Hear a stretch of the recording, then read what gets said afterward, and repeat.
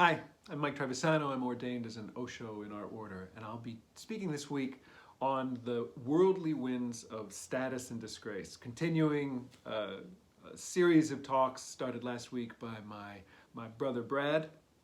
We're going to walk our way through all 8 of the worldly winds: gain and loss. I'll do status and lack of status, or disgrace, fall from status this week. Next week, Brad will take praise and blame, and I'll finish it up with pleasure and pain. The sutra that this comes from, the Lokavipatti Sutra, begins with the Buddha saying a line that I think paints a really beautiful, in an ugly way, image of what these 8 are all about. He says that these 8 worldly conditions spin after the world, and the world spins after these 8 worldly conditions. That these 8 things are what plague us as humans, what we run from and what we run after. You know, all of them are described in sort of a polarity, right? Like pleasure and pain, you know, praise and blame, gain and loss, status and disgrace, right? One sounds good. I'll take that one, please. The other one doesn't sound good. I'm good if you keep that one. That's fine, right? And it makes sense. It makes sense to me why these exist as they are. It makes sense to me why we run after them as we do. Why the world spins after them and why they spin after the world. It has to do with our very biology, right? That in a way, running after the good side of the 8 worldly winds is just part of programming of being a human, right? I mean, basic evolutionary science says that the point of a species is to continue the species. That the better I'm able to chase after the good side of these 8 worldly winds, the more attractive I am to be able to find a mate and continue my genes.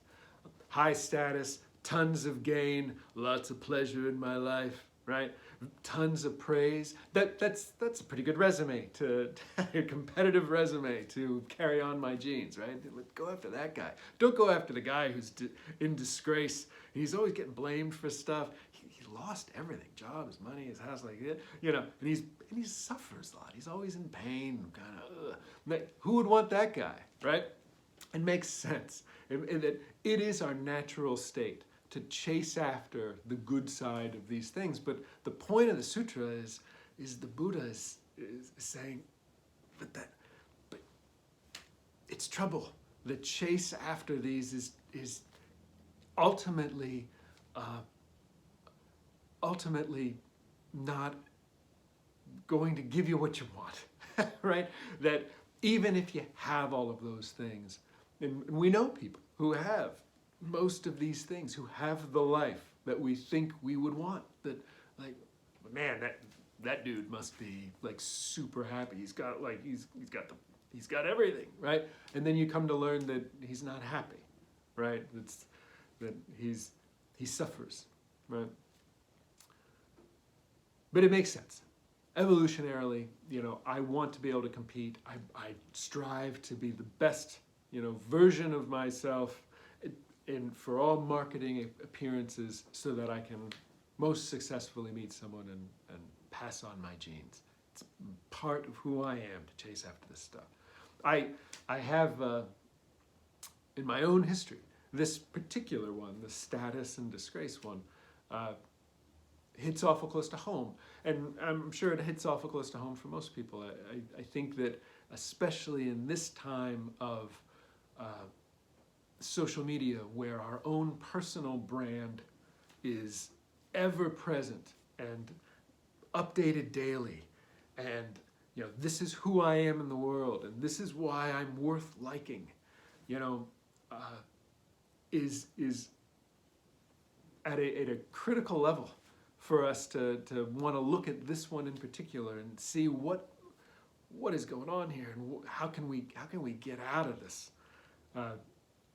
I was just listening to podcast the other day, and they were interviewing Tristram Harris, who is, if you ever saw the film The Social Dilemma on Netflix, highly recommend it, especially when it comes to this topic. I was listening to an interview with him, and he was talking about suicide rates among teens and how they have gone up, not just from the advent of social media, of Facebook, but from the moment when social media was able to find itself on a phone, on a portable device. You can point to that data point and you can see suicide levels make a dramatic change among all ages, but particularly teens. That status as something that we care about and actively do whatever we can to make sure that that status is broadcast in the most favorable terms in a repeated way. And not only that we broadcast it, but that we receive the feedback to let us know that we're doing okay with it, that we have tons of followers, that we have tons of likes to our posts and things like that. This wheel that we're on from a status perspective is off the rails. It seems to be going further and further off the rails. I mentioned this one hits close to home, particularly for me. Several years ago, I had a job. I took a position in a pretty cool place, at a cool organization, in a really cool place. And I was there for 4 years. And during those 4 years, the way I describe it to myself, it was like my ego self was on vacation. Because I didn't really have to think about how I might present myself to the world. Because just by virtue of where I was and what I was doing, I could just rest on that. I could lean into it, just be like, look at this incredible life. Huh? Pretty incredible. Facebook does this wonderful thing where it gives you, memories of your old statuses and stuff. And some of them are just cringy as all get out for me. I'm like, my gosh, was I that guy? Was I doing that?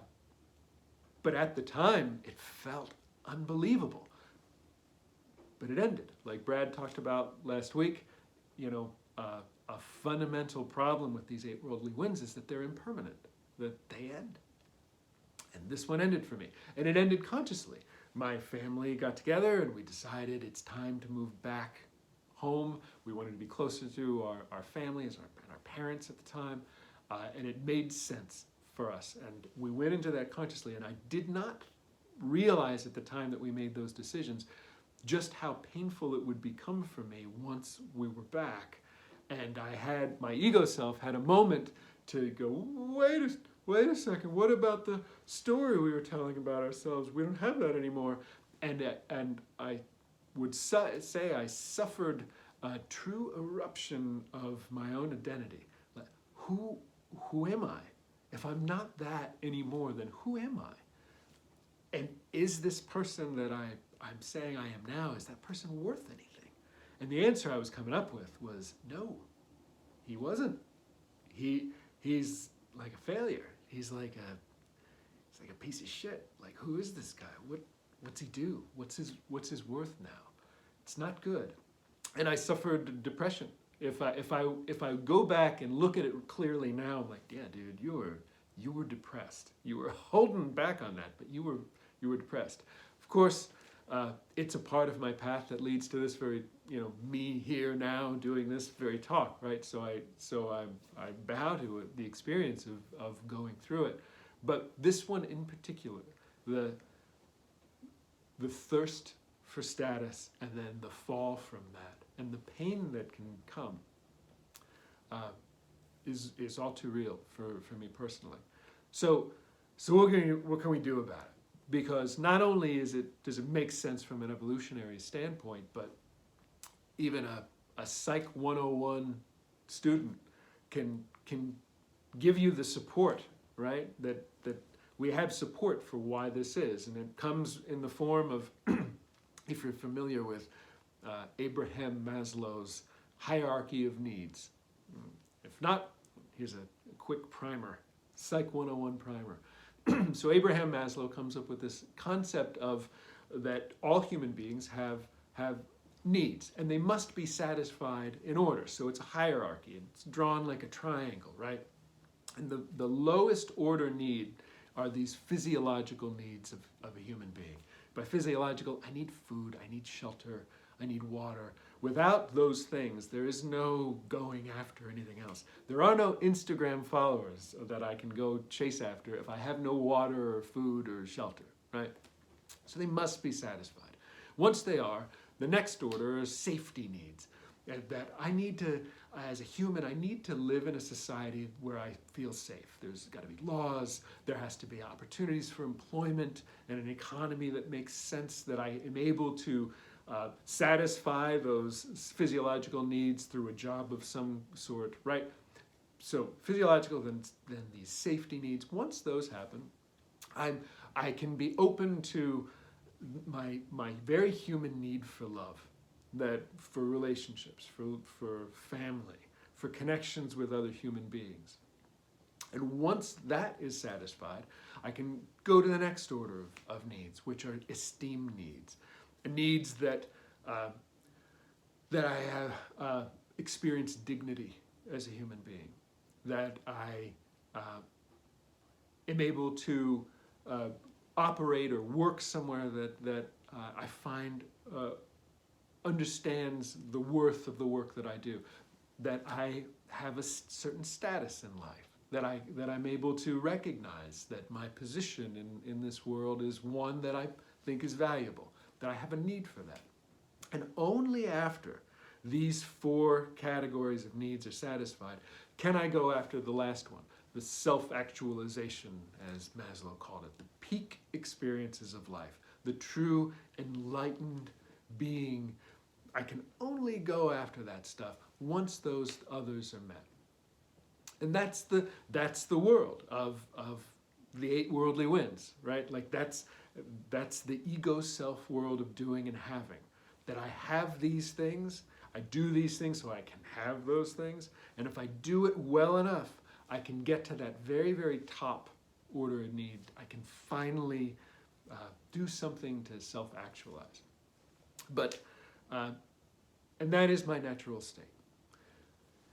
But if I look, there is something else that is my natural state as well.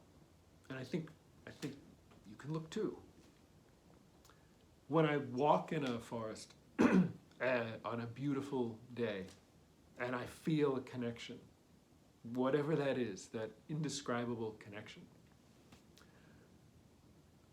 that's natural, just like that urge for the others. When I'm with someone who I really love and I feel that connection, that's every bit as natural. When I see someone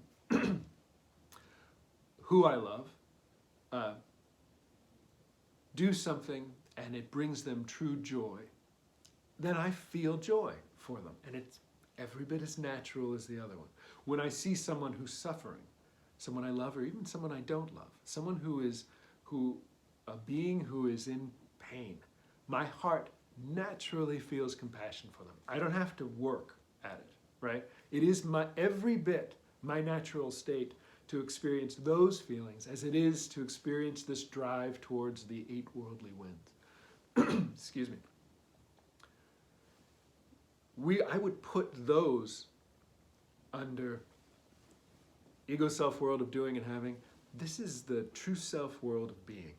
This is who I am in my most clear, natural state of beingness. And we all have that experience.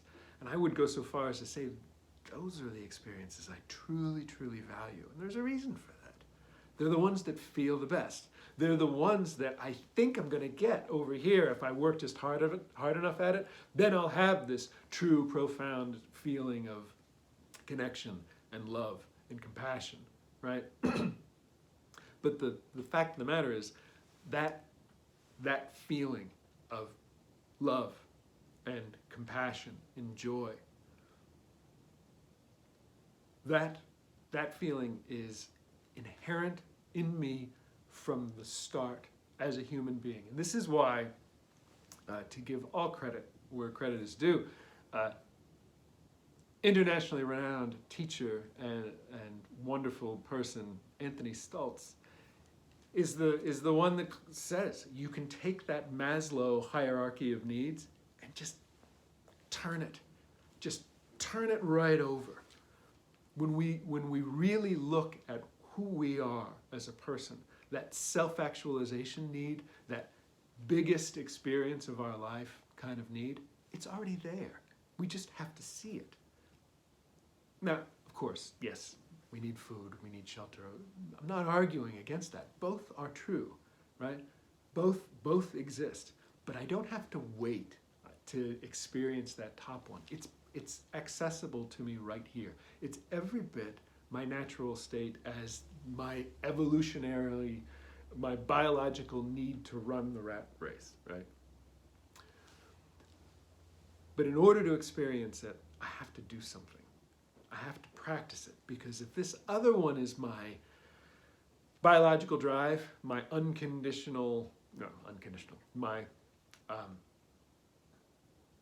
if I'm not conscious, my unconscious drive, that's the word I was going for, my unconscious drive is going to just go over to that, right? That's what we see, right? That's what I do. I don't have to blame it on somebody else. That's what that's what I was doing with that job, right? Like I was feeling severe, pain and depression about that job because like the urge is just so great, right?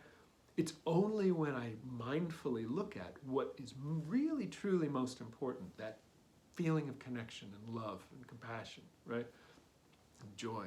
When I look at those and realize, that's what I'm really after, that I can naturally get off the wheel, right? But I have to mindfully do it. In order to mindfully do it, I have to know to mindfully do it, right? And so in our practice, this is why it's so important to follow through on our practice, that I'm able to set my intent daily, that I'm able to understand the precepts of what I really want my life to be like, to consciously voice it and dedicate myself to it. This is what I want my life to be like, and remind myself of it daily. And to use the practice of meditation in order to understand what thoughts are swimming around up there. Because if I don't take the time to look, then I don't know, right? And they'll just take over. So meditation can help me to understand what is cooking up there that I may not be conscious of, right?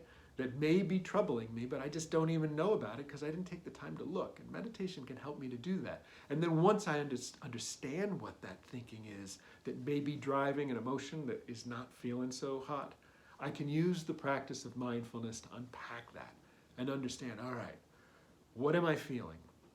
What thought is that based off of? And where in my fundamental programming is that coming from? And can I choose something else? But that's the bottom line. The one state, the chasing after the 8 worldly winds, is going to happen if I don't watch out for it. That's why these practices to get to the place I really truly want to be have to be at the forefront of my mind as a practice. That I've got to make that a priority. I have to practice. If there's anything we can do as part of our community here, we would love to help. Feel free, reach out, comment on the video, just send a note to Sensei Tony at his website, asksenseitony.com. We're here as a Buddhist community in central Pennsylvania, but we work with people from all over, and we are happy to do so. If you feel that we can be of help, please reach out to us. Get off the wheel. This other place is better, right? You know it. It feels better. So we can help.